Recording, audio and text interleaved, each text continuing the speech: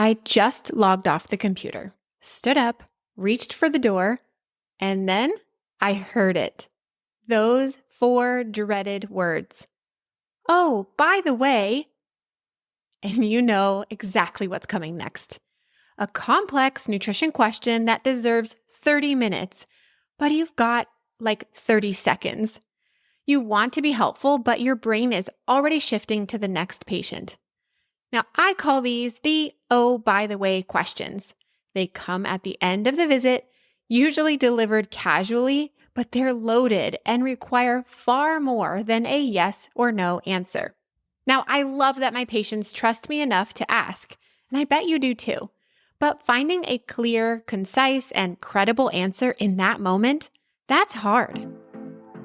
I'm Colleen, a PA, dietitian, and your nutrition mentor. Welcome to the Exam Room Nutrition Podcast, your guide to giving better nutrition advice. Today, I brought in registered dietitian Alexandria Hardy. She's a master at translating nuanced nutrition science into simple, practical responses that you can use, even in those rushed, one foot out the door moments. In this episode, Alexandria shares answers to questions like, what is the fastest way that I can lose weight? Do I need to take vitamins? I eat when I'm stressed. What can I do? Are carbs bad for me? How do I stop late night snacking? Now, her answer to this one is absolutely brilliant and one I'd never heard before, and I plan to steal immediately. Plus, she shares how she handles questions about artificial sweeteners, coffee, and is organic really better? You'll walk away with language you can use right away, so the next time a patient says, oh, by the way, you'll have the confidence and the answers to help. So get comfy and enjoy my conversation with Alexandria. Alexandria, I am so excited to get into this topic. It's going to be a really fun episode. So thank you so much for being here. Welcome to the show. Thank you so much for having me. I'm really excited to be here today. So I've separated this out into topics. And so we're going to go through some questions about weight loss and metabolism. Then we're going to move into some diet trends and some misinformation that's out there on social media. And then we're finally going to be answering questions about hydration and some different beverages. So you guys are in for a real treat. And so we're going to get right into our first question. So Alexandria, if I am the patient and I say, oh, by the way, I forgot to ask, what is the fastest way that I can lose weight? How would you answer that? I get this question a lot, as I am sure probably a lot of your listeners do as well. And I like to just start out by reminding my patient, like, I am more of a back to the basics dietitian. So when we are talking about something like weight loss or weight management, I am not going to be the person that's going to be offering you trends or that's just doing like kind of flashy approaches to weight loss. And so I really want to go back to the basics with my patients. And I want to look at their macros and say, hey, like, let's do a quick dietary recall. And no, this is probably not going to happen in the last 5 minutes of a visit. But something I might do in the future is just say, let's go through a dietary recall. Let's kind of talk about what your patterns look like, over the course of 3 days, 5 days, 7 days, and helping them identify, are you getting enough protein? Are you getting enough fiber? And those are the 2 things that I really tend to focus on. Most of my clients tend to be the ages of 30 to 55. Most of them are women. So a lot of them are also going through like perimenopause. And those tend to be nutrients that they just aren't consuming enough of. And so really practically for them, this looks like me saying, what's in your grocery cart? How many colors of fruit and vegetables do you have in the grocery cart every week? And then we might brainstorm of how we can add an extra color to that cart.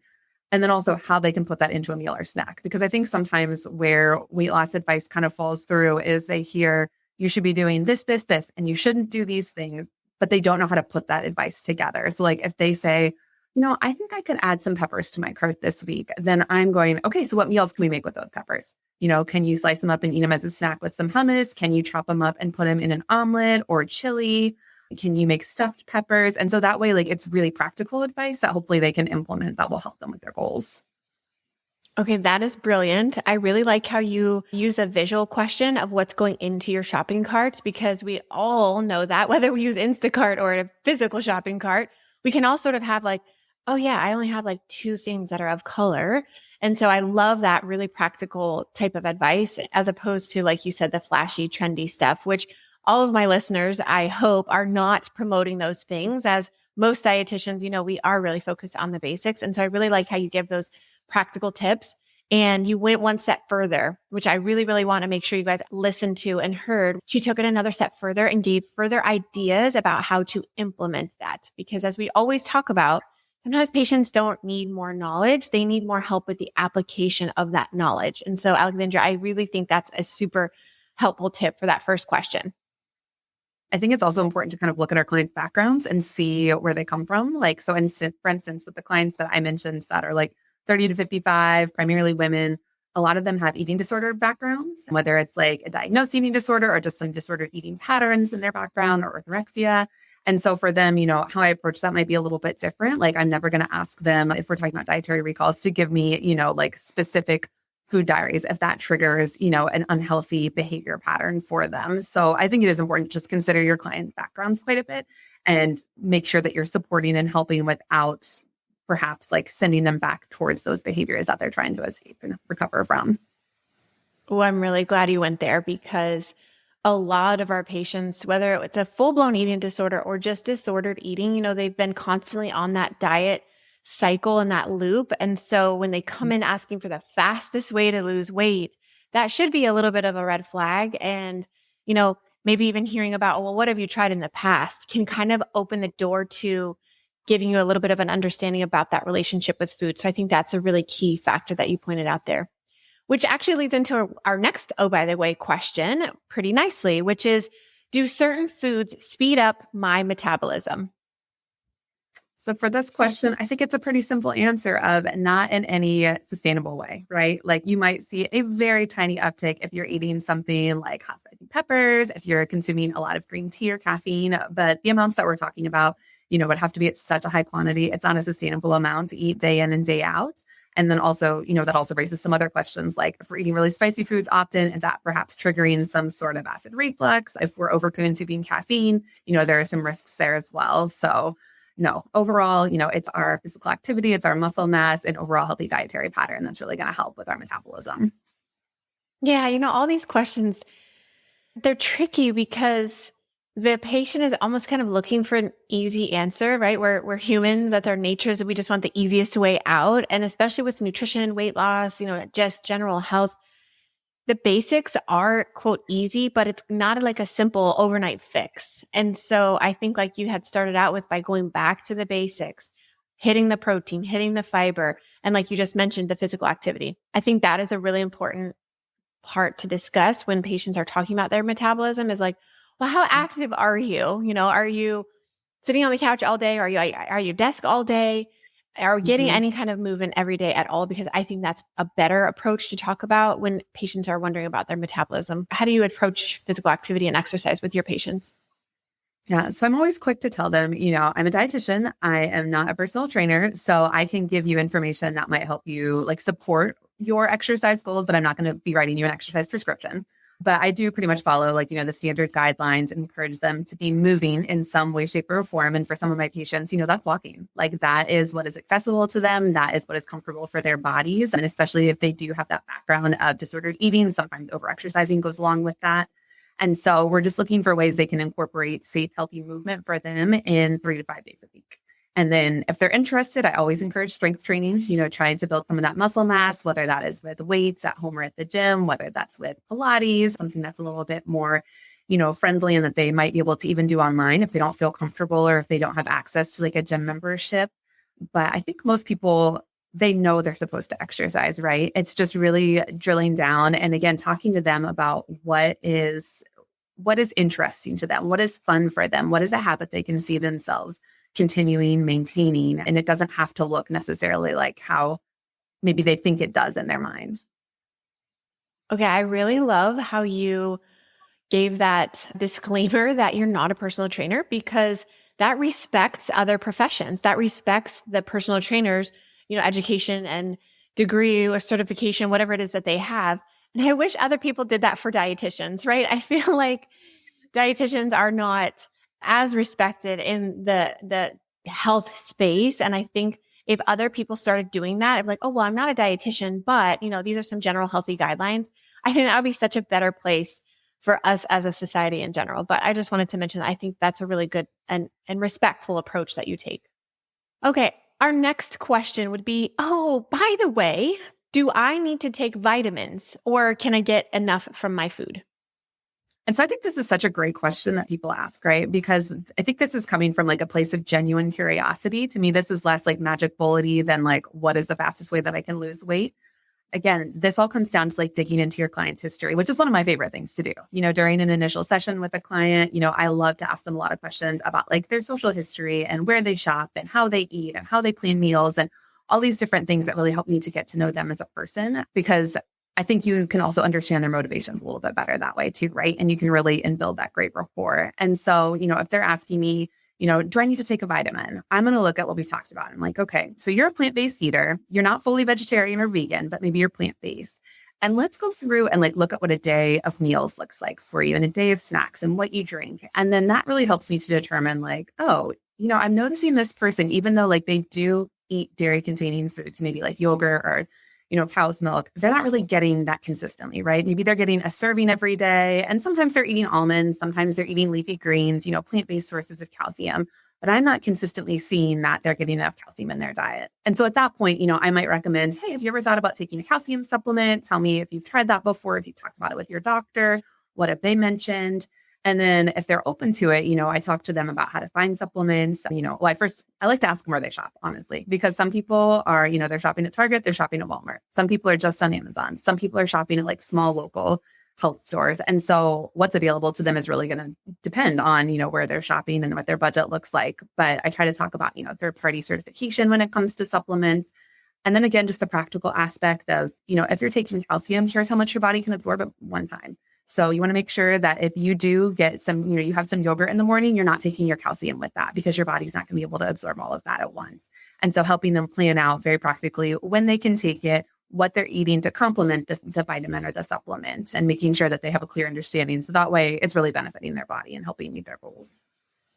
Yeah, I think that's an important first step is you have to evaluate their diet overall, because if you just say, oh yeah, go ahead, take a multivitamin, it's harmless, they might be overdoing it in some areas. And so I think that's a really important thing to get the details on. And if you don't have the time to do that, if you're a clinician, definitely refer to a dietitian to really get a good look at the diet overall so that they can help you make a better recommendation. I've talked about supplements a few times on the podcast, and you guys will love episode 75. So after this one, go back a few weeks to episode 75. It's titled, Are Your Patients Taking Too Many Supplements and Don't Even Know It? Because this is another thing that can happen is, they might be taking a multivitamin, but their doctor also told them to take a calcium supplement. And then they saw on social media to take, a greens powder, and all of those have calcium. And now they're exceeding the calcium limits, right? So there are some nuances to know about supplements. So I will link to episode 75 down in the show notes, but I think you guys would really enjoy that episode next. Okay, on to our next question. It is, oh, by the way, how do I stop snacking at night? So I have received this question many times from many different patients all throughout life, like their different life stages. And so there are two ways to approach this. So first of all, I really want to determine, what are we eating during the day? What is causing this late night snacking? Because for some people, it's habitual. We can talk about that in a minute. But then for others, they're skipping breakfast. They're under eating lunch because maybe they're really busy at work. They don't have time to sit down and eat a full lunch. So they're just kind of grabbing what's quick and convenient. And then so by the time dinner comes around, they're eating like a pretty big meal. But then 9 o'clock rolls around, they go to bed late and they've got the munchies. And so for them, it's really helping them understand, how can we balance out the rest of your day? So that way you're not back ending all of your calories, between the hours of like 6 p.m. and midnight. And I think most people are pretty receptive to that, right? Like they know that's maybe not the healthiest way or doesn't make them feel great in the morning, but it's just the cycle that they've fallen into. And again, they just need really practical help to do it differently. And so for those clients, I'm looking at like, what are some really quick, already prepared grab and go options for the morning? Whether that's, like a little overnight oats that you can just buy at the store, whether that's some yogurt and you toss some granola on it, whether it's a high quality granola bar and a piece of fruit, we're trying to get a little bit of protein, a little bit of fiber first thing in the morning. And then if it's someone, who is like, no, I eat 3 meals and snacks throughout the day. Like I'm pretty, regular with all of that, but I just really snack a lot at night and I have a hard time breaking that habit. First of all, I would probably say, let's look at your oral care routine. When are you brushing your teeth at night? And for a lot of people, they're like, what's the last thing I do before I go to bed? So maybe we can move that up a couple hours. If dinner is over about 7:30, maybe we try to have, your teeth brushed, you've flossed, you've done mouthwash, you've done like a multi-step oral care routine. And that's all by 8 o'clock, because for a lot of people, just have the thought of having to do that again is unappealing, right? Where, you can put a piece of gum and you can put a mint in, but you can spit that out easily and you can go back and eat something. But if you've already brushed your teeth and everything, you might be less likely to snack.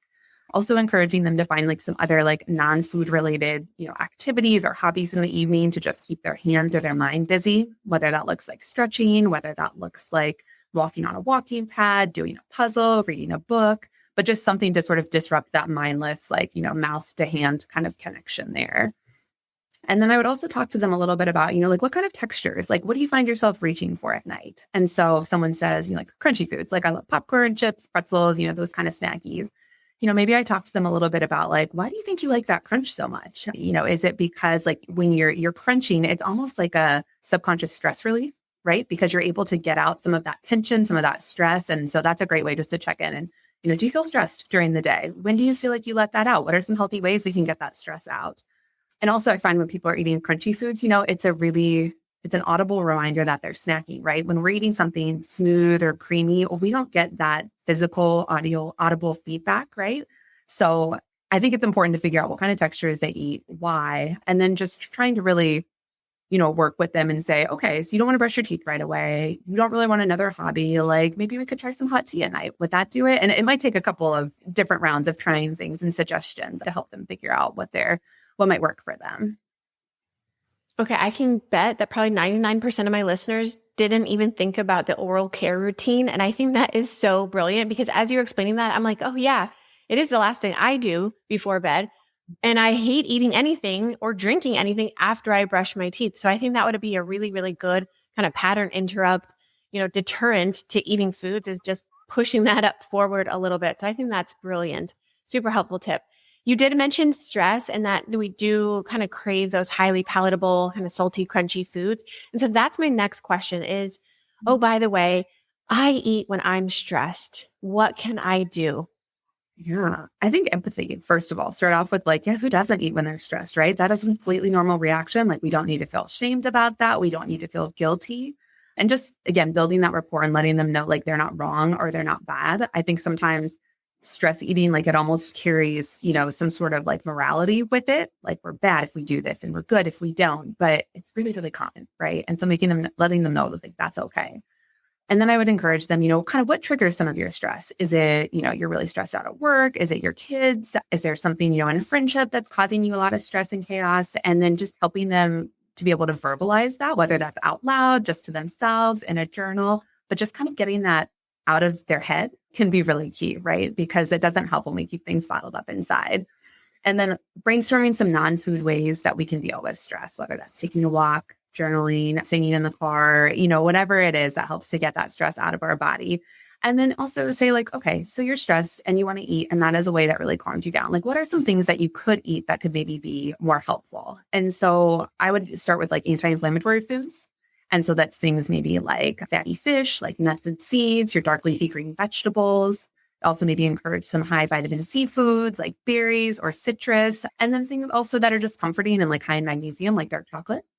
And then again, I would help them put this together into a meal, right? So if I've just thrown out like 10 different foods there. And so I'm going to say to them, okay, we listed a lot of things like, let's build a breakfast together. And so maybe we put together maybe some berries and we make like a yogurt parfait with that and some walnuts.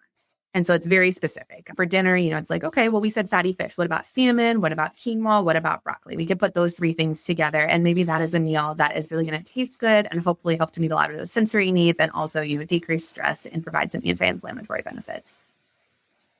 I love how you don't just give patients, a list of foods to try because they're kind of still stuck. So I really, really like how you continue to implement those things with patients. That's a really, I think, an important take home point for you guys listening is don't just give a few suggestions, then follow up and ask of those foods, which ones do you like?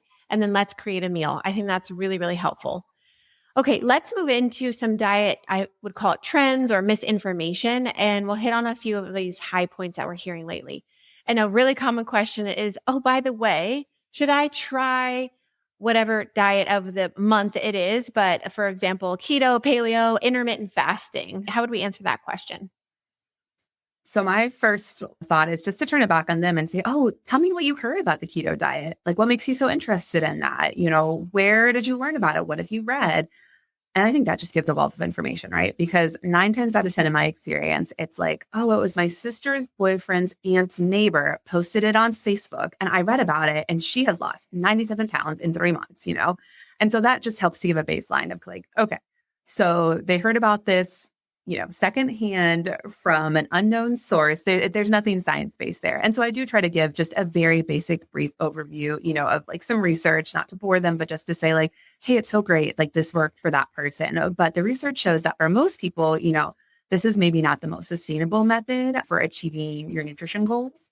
And then, I also want to talk a little bit about with them and just say anything that we talk about in these sessions, anything that you're willing to try, should be something that you're willing to continue to do 6 months from now, a year from now, 5 years from now, because like we're really looking at building lifelong habits. And for most people, eating a keto diet, a paleo diet, intermittent fasting is probably not going to fit for them, 10, 20 years from now, and just really having them think about their motivations. Yeah. A blatant question like that would be, could you eat like this forever? And putting it like that is like, oof, I don't know if I could do that. Right. And I really like that perspective that you took of like, where did you hear about this? Or what do you know about that? Because like you said, it gives you a lot of information kind of for where you could take your conversation as well. So I love that answer. Okay. Next one. Oh, by the way, do I need to buy organic foods? So this one, again, I like to turn back to them and, well, why do you think you need to buy organic foods? Is that important to you? Is this like a value for you and your family? And if it is, like, that's great. Let's honor that. Let's talk about, what your budget looks like and how you can purchase more organic foods. Let's talk about which organic foods you're currently buying. But if it's someone that's just saying, well, I just read or I heard that I should eat organic, I want to dig a little bit deeper and talk about, this is a personal choice. It's not right for everyone's budget or lifestyle. And if it's important to you, we can certainly figure out how you can make some swaps from conventional to organic. But if it's not, let's consider what is important when it comes to food. And so is it important for you to support local businesses and to buy local?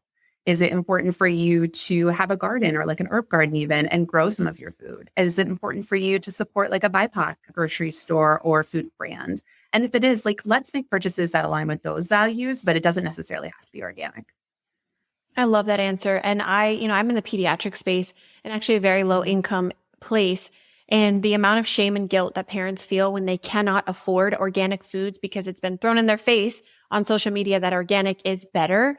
They're just distraught with the fact that they cannot provide those foods to their families. And, I provide that education of like the food that you're providing to your families is just as healthy as the organic foods. So I'd rather they have a non-organic apple than no apples at all. Right. So I like that approach that you take with them. Yeah, I love that so much because I think sometimes too, we do get swayed by social media, but we're seeing organic junk food a lot of the time, right? And like your organic fruit snacks or gummies like are not necessarily better or more healthy than like my kids' Welch's, right? It's just at the end of the day, like it's a very similar content. And so I think that sometimes we have to do a little education too around like the health halo of the label organic and like what that truly means. I like that health halo. Yeah, very true. Okay, next question. And this is, I feel as though you probably get this a lot with your patient demographic. And that's with them asking, oh, by the way, are carbs really that bad for me? So this is one of my favorite topics to educate on, honestly. And so what I'd like to start with, if I get someone asking this, is I turn around and I whip out my food labels and I say, I don't know, let's go through this together and you tell me what you think. And so, I'm asking them, what is a carbohydrate? Tell me what you know about carbs. And oftentimes I get the answers that I'm sure a lot of your listeners do, oh, it's white rice, it's white pasta, it's bread. We should really limit them. And so then like maybe I'll bring out, like a little my plate model and I'll say, do you think anything else on this plate is carbohydrates? And really providing that education first and foremost of fruits are carbohydrates. A lot of our dairy foods are carbohydrates, talking about starchy vegetables, and then going back to the nutrition facts panel. And then having them kind of read through, like the bolded total carbohydrates and then everything under it and explaining how sugars and added sugars and fiber also all fit into like that total carbohydrate package. And I think most people are really surprised by that in my experience, because that is not necessarily education they were given in, their 8th grade health class or whenever they last looked at a nutrition facts panel. I think it just feels empowering to them, right? Anytime that like they're the ones that are making those connections and putting that together. And I've had people, in virtual sessions that'll be like, could you hold on for just a second? Let me run to the kitchen or the pantry and like, let's pull something out. And I love that because, I try to have a wide variety of options here, but like I'm not with them on their grocery trips. So I don't know exactly the brands they're buying. And so it's a really helpful tool for them that they can use then looking at like the protein or the fiber or the calcium or the iron in different foods. And so I think it's just a really great resource and something everyone has at home, right? We all have food labels in our houses. Yeah, I feel like it's an oldie but a goodie. Like I hope we come back around to actually like using the nutrition facts label as a guide and as an educational tool because there's so much rich information on there. And it's kind of fun, right? It kind of like gamifies it. It's like those search, like those word searches or those where's Waldo things. Like those are sort of fun things that we all like to explore. And like you said, everyone has it in their pantry. So I think if you guys are not utilizing a food label, you need to. Also, I just wanted to mention that if you're loving this food label strategy, you need to check out Alexandria's full workshop inside Nutrition Grand Rounds. She taught an entire 1-hour session on how to use food labels as a patient education tool, breaking down real examples, teaching label literacy, and showing how to make nutrition feel less overwhelming. Her session is just one of the 6 expert-led presentations available right now inside Nutrition Grand Rounds. We've also covered topics like GLP-1 medications, mental health and nutrition, and bone health. Now you can learn more and sign up for these monthly virtual workshops at nutritiongrandrounds.com. Okay, since we've talked about carbs a little bit, the next question that's going to come up is, oh, by the way, is sugar the same as carbs? So I'd love to hear how you break that down. And so I approach this very similarly, where I've still got my food panel out, right? So they can see that sugars are a part of total carbohydrates. And I try to explain to them, all of our sugars are carbohydrates, but not all carbs are sugars. And so that might be like looking at whole foods too, like I'm pulling out maybe a label that is pasta, and then I'm pulling out a label that is more like a candy bar or like a sweet treat or an ice cream. And then we're just comparing them and talking about, like different nutrient properties associated with those foods as well. And I think most people, they grasp that pretty quickly once you're able to like show them like real life product examples, right? And I think the population that I've worked with that has had like the biggest struggle with this maybe are my diabetics. And because they are so used to just being like, no, I can't have sugar. I can't have sugar. And so I'm going to say, well, you can actually, we just need to focus on the amount of sugar and, make sure it's evenly spaced throughout the day. And again, kind of providing that same education as before of like, well, let's just look at total carbs instead. And then of course, there's a conversation about like added sugars or alternative sweeteners. And I think that sometimes like takes us down like a different road, but just really helping to emphasize, hey, on the label, this is where we find total sugar. It's under carbohydrates. And all carbohydrates break down into sugars is just good key basic education. Yeah. I want to linger here a little bit and get your thoughts on the popular saying that fruit has too much sugar, so it should be avoided. And whether that was for patients with diabetes or not, it was like kind of a crazy fad or whatever on social media lately. So I would just love to hear, how would you answer that if a patient is just so confused with what they've heard about fruit containing too much sugar? So I personally am never going to discourage a patient of mine from eating fruit. My one small caveat from that might be if they are someone that relies on dried fruit pretty heavily to get their fruit intake. And so for that, again, we're looking at labels and we're seeing, okay, you buy dried mango at Costco. Awesome. You like that. It lasts a while in your pantry. It's pretty affordable. And we look at like the cost per pound. But let's see, are there any added sugars in this dried fruit? And because usually, you can find products that have added sugars and then you can find dried fruit that doesn't. And so just providing a little bit of education there on like, yeah, this is an awesome source of, vitamins and minerals and fiber, but we do have to make sure, if you're having a lot of added sugars here, maybe we look at the rest of your diet just to make sure that we're not overdoing it in another place. But no, all fruit is great. And I would encourage, all my clients to have multiple servings a day. Couldn't agree more with you. Okay, let's move over into hydration and drinks for our last segment. And the first question is, oh, by the way, how much water do I need? And so, for this one, I keep it pretty basic and say, we really want you to be like looking at your output. And so when you're going to the bathroom, are we seeing like highlighter yellow liquid in the bowl? Because if we are, we're not getting enough liquids.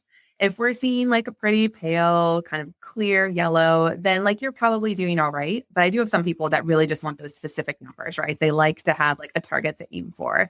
And so something I might say is, well, let's take your body weight in pounds and let's say about an ounce of water for 2 pounds of body weight. So if I had like a 150-pound client, that's about 75 ounces of liquid per day. And I always like to educate too. It doesn't just have to be water, right? Like if we're having like soup, like a broth-based soup, if we're having some decaf coffee or tea, watermelon in warmer months, that all counts toward our liquid intake as well. Yep. Great tips. And you're right. There are some patients who are like, oh, cool. Yep. Like my urine is clear. I'm good. And then you have those that are like, but I need the exact number of water bottles I need to drink every day. And so, yeah, you got to kind of gauge your patient with that. And I think that's a really helpful kind of quick formula to help patients kind of get an idea and gauge for them. Okay. The Mhm. next question is, oh, by the way, is coffee bad for me? And coffee is delicious, right? Most of us start our morning with it. But then after that, I would say, okay, so great things with coffee. Helps wakes us up, gives us energy. There's some antioxidants in our coffee. Might help us to focus a little bit more. But like all things, we have to consider, the quantity we're consuming and then what goes into it. And so, a 16-ounce mug of just black coffee or black coffee with a little bit of milk in it is going to be very different than, a venti frappuccino that you might get out at a fast food chain. And so what I would encourage people to do is just focus on the quantity, the type, and then why are we drinking coffee? Is it just a habit? I have one client in particular, and she makes herself like it's part of her morning routine, her ritual. She makes herself coffee. She stirs in this like special plant-based creamer that she makes, and she drinks maybe half her cup. And she said, I know I'm wasting it, but it's just, I really enjoy just that rhythm. And I said, that's okay. You enjoy that rhythm. And if you don't feel bad dumping it out, go ahead. But for other people, they really need that to get going. And so, at that point, I might pull out some research again in very brief nuggets for them and just say, hey, a lot of the research that shows that coffee can be beneficial to our health is done with caffeinated coffee, not decaf. So some of my decaf drinkers, these benefits might not transfer. They're also looking at like 1 to 2 cups per day.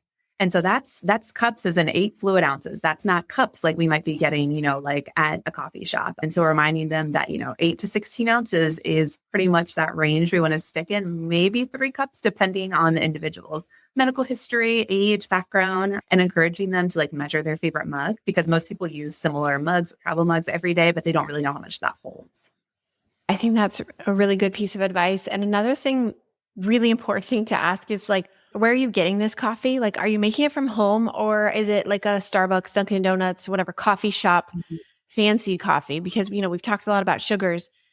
Those fancy frappuccinos have like 60 plus grams of added sugar in them. And so you can't really say like, is coffee good for me or bad for me? It's not like a simple yes or no question. You do have to do a little bit more digging. Is it a gentleman who's drinking black coffee? Like, great, probably okay. But if it's someone who's drinking 2 or 3 of those fancy coffee drinks, I would probably have them step back a little bit. What are your thoughts on that?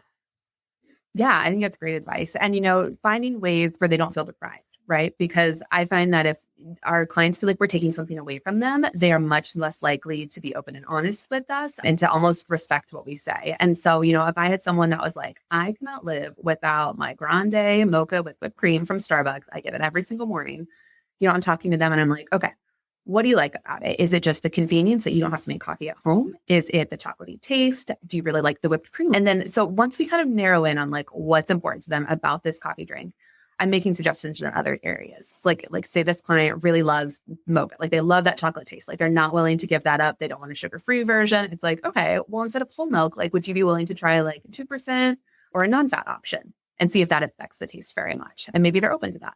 Maybe, we say, could you maybe take off the whipped cream or just get light whipped cream and explain, the difference in like fat, calories, and sugar that affects. And if they're not willing to do any of those things, maybe my request is, can we try it in a smaller size and see if that helps at all? And some people, I think are willing to make those changes and then others aren't. And I think in that case, like our job as the professionals is just to provide all the information and then let them make their own choices. I really like how you kind of find out if it's a non-negotiable because I am one of those people. Coffee for me is a non-negotiable. I use, a creamer from home, but like don't mess with my coffee. But I really like how you asked, what do you like about it? Because I bet people don't really think that deeply in it. Like, I don't know. It's like your other patient. It's just part of my routine, my ritual in the morning. And it's kind of therapeutic to go through that, that whole process and really digging into this question, like, well, what do you like about that flavor? Because they might not know there are other ways to make it and cut back maybe by 5 or 10 grams of added sugar, or, 2% of the total fat by just going from whole milk to fat free. So I really, really love how you asked a follow-up question and didn't make the patient feel totally deprived, but maybe make some small tweaks to make it a little bit healthier. So love your approach with that. Okay, our final question, and this is a really big one. We could probably do a whole podcast episode on this, but what is the deal with artificial sweeteners? So I'd love to hear how you break this down for patients. So I actually just wrote an entire article, a feature on this for today's dietitian. And it is a lot of research to sift through, right? Because it's ever changing as we are, more studies are finishing, we're getting more information, we're figuring out how to practically apply that. So the first thing I'm looking at, when it comes to someone's asking me like, hey, can I eat artificial sweeteners? Is that still safe? Are they going to give me cancer? Because that's typically where people's minds go. Is I'm looking at their overall dietary pattern. I'm looking at their family history. And then we're just talking about, what are the ways that you are currently, consuming an artificial sweetener? Are you putting a packet of Splenda, in a tea every day? Are you drinking, 3 or 4 sodas, like diet sodas every day? Like, what's the quantity look like and how are we getting that? And I do find for a lot of my patients, at least, it is in their liquids. It's not as much in their baked goods. It's primarily like liquid form. And so maybe then we're talking about some alternatives, because some people ask that question knowing they want to reduce it, but again, not wanting to feel deprived or not knowing how. And so there are a lot of great alternatives and options on the market these days, like sodas that are made with like stevia or monk fruit instead of, Splenda or aspartame or things like that. And so some of it's just like simple education of like, okay, so you really like this. Could we swap it with this product just for a week and see what you think? And then report back to me. I'm also looking at, family history to see like, okay, in their own personal history, is there diabetes? Is there insulin resistance? What's your weight like? And is that a priority for you?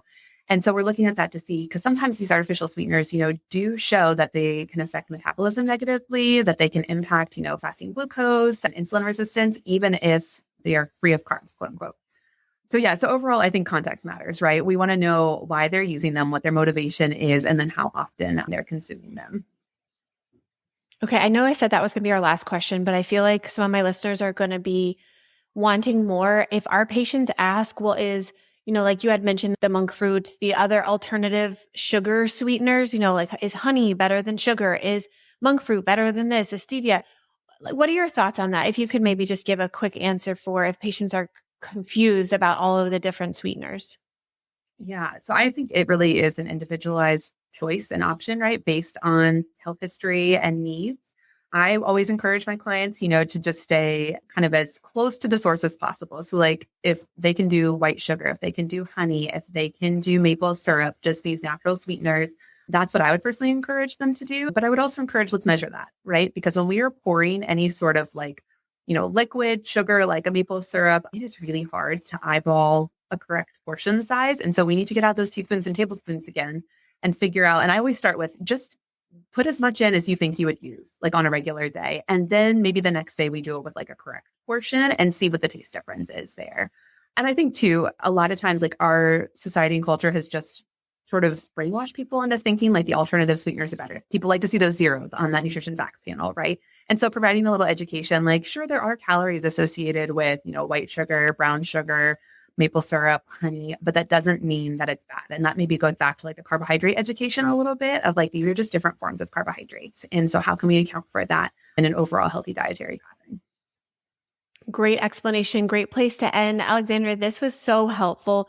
I'm actually going to link your article on today's dietitian in the show notes below. If you guys want to dig a little bit deeper into the research that she went into on artificial sweeteners, so you can learn more about that. That will be in the show notes. But Alexandria, if people want to learn more about you or connect with you, where can we find you? So I am most active on Instagram and on LinkedIn. And my Instagram handle is Pennsylvania Nutrition Services. And then LinkedIn, it's just my name, Alexandria Hardy. And I tend to post, different projects that I'm working on, different media mentions, places that I've been cited. And then my Instagram is more for my private practice. Well, this was so fun. Thank you for answering all of my, by the way, questions. And hopefully you guys have some better answers for those tough questions at the end of your visit. Alexandria, thank you so much for the gift of your time. I appreciate you being here. Yeah, thank you so much for having me. What did I tell you, my friend? Wasn't this an amazing episode? Now, if you thought so, would you do me a favor?